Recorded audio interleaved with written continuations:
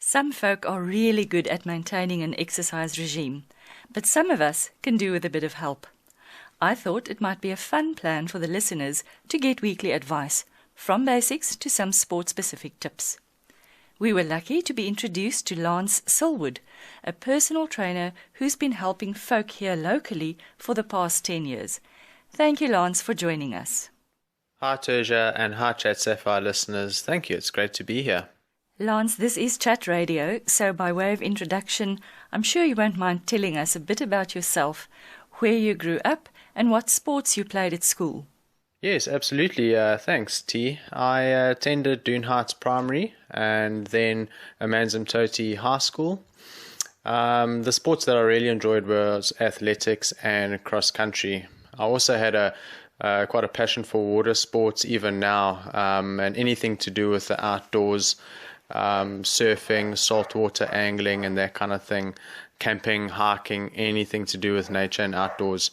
I certainly have a passion for. And then sometime after matriculating, I travelled to the UK where I resided and worked for over 2 years, then returned to South Africa to pursue my career choice. What inspired you to choose personal training as a career? Well, interestingly enough, T, complementary therapies was my first career choice. That was in line with my heart to really help people and inspire holistic healing, health and recovery. You know, reflecting back, I remember lifting weights and working out with my brother Devon in my high school years, at home in our garage, building muscle, getting stronger and fitter. That really was the beginning for us. Already doing so much self-study back then led the way towards the bigger picture of personal training as a career choice. You know, upon returning from the UK, my brother had already begun a successful beginning as a personal trainer himself. He certainly inspired and motivated me, and soon enough I would follow suit in that direction.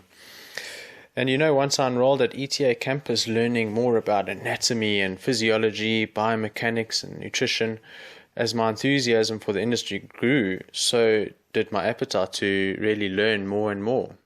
There might be someone else out there interested in this. What training and qualification does one have to obtain to become a personal trainer at your level?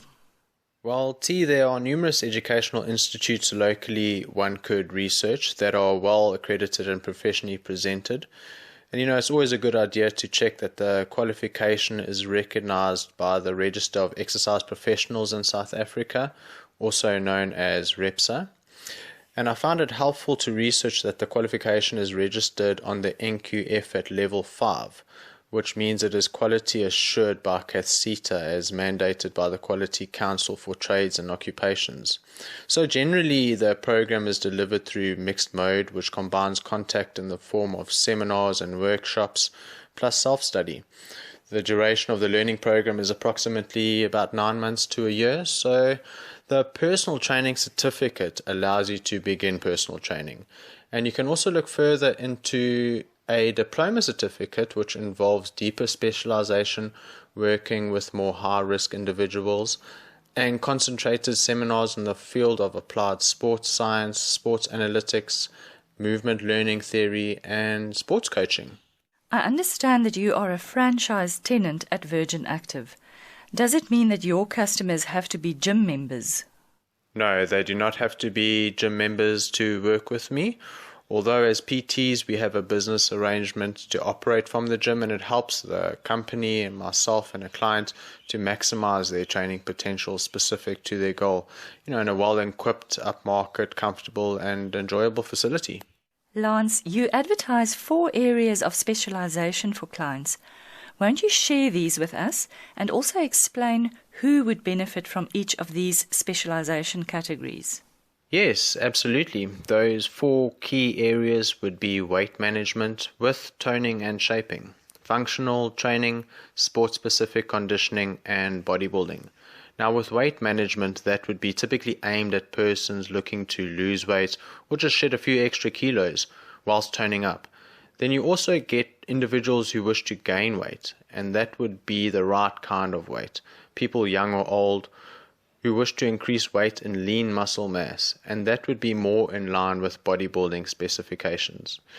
Functional training would benefit older persons and athletes as it improves balance and posture, helps with joint pain, and increases flexibility and coordination, and the ease of everyday life and general activities on a daily basis.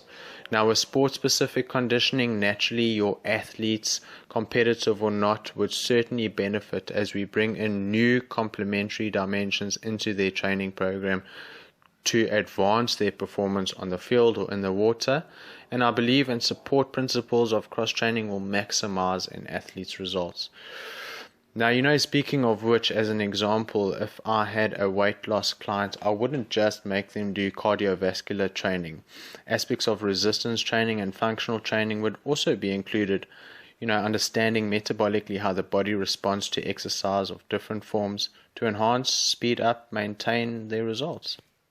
So when you meet with a new client for the first time, what can he or she expect?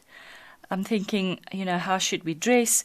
Are they going to exercise during the first session, or how does it work?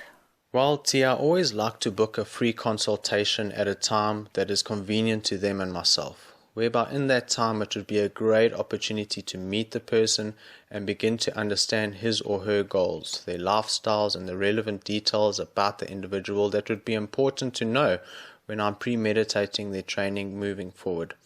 Also, in that time, I would do a general screening questionnaire to know more, for example, about their medical history, past injuries, and other related information that would be helpful to me. During which also the client can do an assessment that involves, for example, taking body fat measurements, circumference measurements, and weight, etc. This proves very handy in the tracking and progress report for us to be able to refer back to.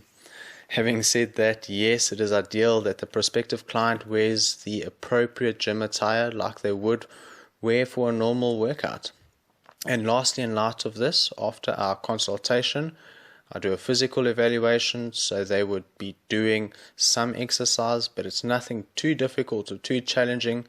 A cardiovascular test, a strength test, and a flexibility test done within their scope of capacity is necessary for the beginning development of their training plan and the important information gathered with considerations made.